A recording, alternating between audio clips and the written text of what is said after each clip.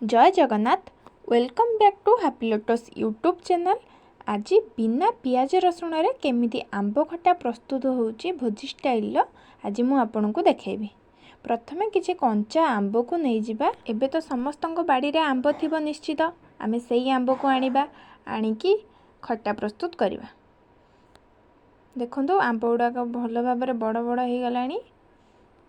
आमे प्रथमे आंब गुड़ी को लंबा लंबा करी काटी दबा। काटिकी पानी रे पकई दबा। पानी रे भिजई देले तार कषा अंश बाहरी जीव।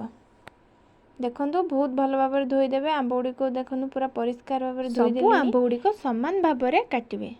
सब गुड़ाक सेम सेम जेपरी देखा जीव। देखंतु सब गुड़ी को समान भाबरे कटा हेची। जा फल रे समान भाबरे काटिबा द्वारा सुंदर देखा जीव। देखंतु पानी केमिति ब्लू ब्लू देखा होची, कारण तार कषा अंश धीरे धीरे बाहरी जाउची।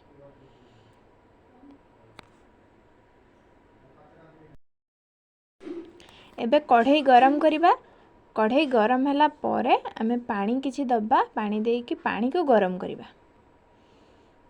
पानी गरम होला परे आमे पानी धेरे आंब पकेइबा। आंब पकेइबा द्वारा आंब को सिजेइबा। गरम पानी रे आमे आंब को प्रथमे सिजेइबा। मु आपनको सहज उपाय रे केमिति बिना पियाज रसुण रे आंबुल खट्टा हबो ताहा मु आज देखौची। आंब पकेइबा। जेते कि आंब आपण खाइबे, माने आपण घर पई जेते कि आंब दरकार सेते कि आंब रे आपण करिवे।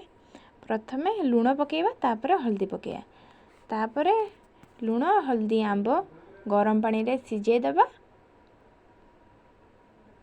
सिजे जाबा फल रे तार खट्टा अंश बाहरी जीवो।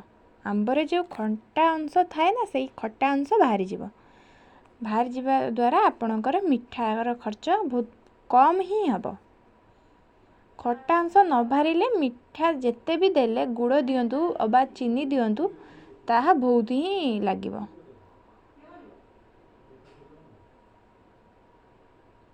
लूण हल्दी पानी रे आंब को गरम पानी रे सिजे देबे। किछि समय पे एबे ढांकी देबे आंब को। ढांकी देबे। एबे मु ढांकी दउची। देखंतु सेमती आपण ढांकी देबे। ढांकी देला परे किछि समय परे ताको ढांकणा खोलिबे।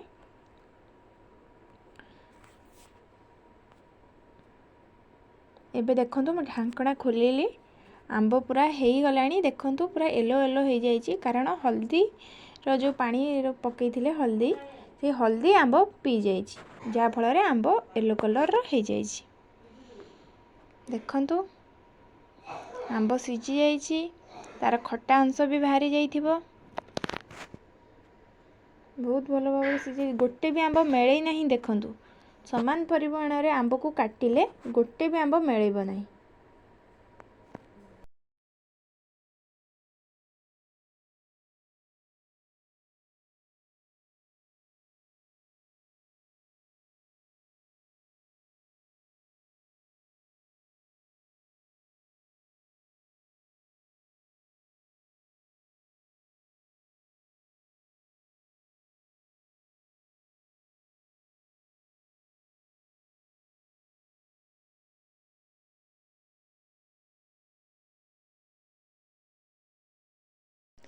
आमे आंब खटारे गुड़ लगे करिबा। कढ़ई बसैले कढ़ई गरम होला परे आमे तेल पकेइले। तेल रे आमे फुटण पकेइबा। तेल गरम होला परे आमे फुटण पकेइले। फुटण हो गला परे आमे वर्तमान भेसुंगा पत्र जो कड़ी पत्र ताको पकेइबा। कड़ी पत्र आ लंका। एबे मु लंका पकेउची। देखंतु कड़ी पत्र लंका हेई गला परे कला कला देखा हला परे आंब पकेइबा। आंब पकेइ देले ताको गोळेइ दबा भल रे, कारण तेल कड़ी पत्र सब मिसी जीव। आउ हल्दी पकेइबा दरकार नहीं कि लूण पकेइबा दरकार नहीं।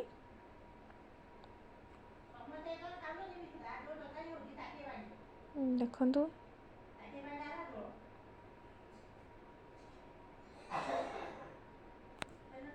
आंब खटा प्रस्तुत करने बेसी किसी कष्ट करने को पड़ो नहीं कारण 5 ରୁ 6टी स्टेप कले आंब खटा प्रस्तुत हो यही आंब खटा को आम पूजा पर्व व्यवहार करें कारण आंब खटार आम कौन जगार पियाज रसुणर व्यवहार ही करना जो जगार पियाज रसुणर व्यवहार हो न थाए ताहा देवयोग्य खाद्य होता है। एबे आम गुड़ पकेबा 3-4 चामच गुड़ पकेबा। गुड़ आउ आंब को भल भाव पेस्ट हो गला परे देखंतु गुड़ पानी रे आंब सिझिबा दरकार। गुड़ पानी रे आंब सिझिले तार गुड़र स्वाद आंब भितर को पशिबो। देखंतु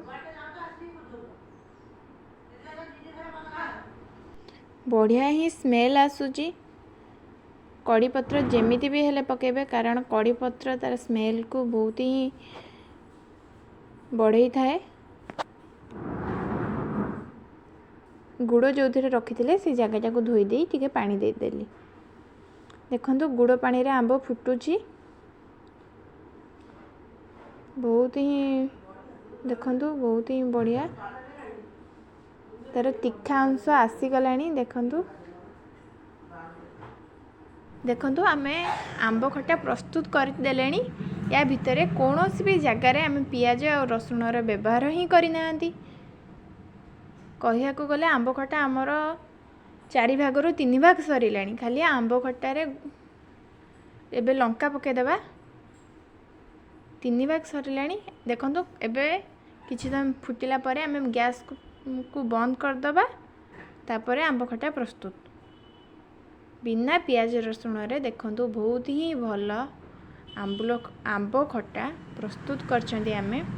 देखंतु यह देखिबा को जेमिति सुंदर खाइले भी मध्य सेमती टेस्टी ही लागिबो।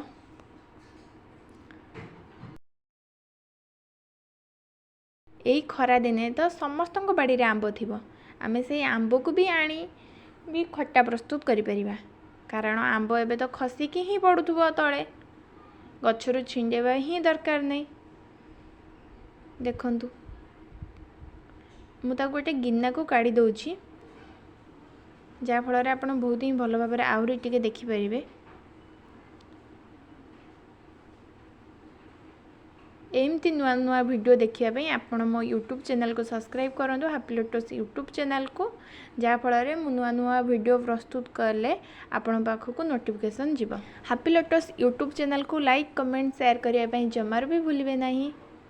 आपण मान भितर कहीं भी जदि मो यूट्यूब चैनल को नुआ आसी ताहले please subscribe my YouTube channel. बर्तमान देखंतु आंबुल खटा आमर प्रस्तुत हो जाइए। मुझे गोटे गिन्ना को काढ़ी आपण को पाखरु देखौची। देखंतु देखा जमी सुंदर खाइबा को सेमती टेस्टी बोली मु आगुरी कही एबे भी कहूची। रहिली जय जगन्नाथ।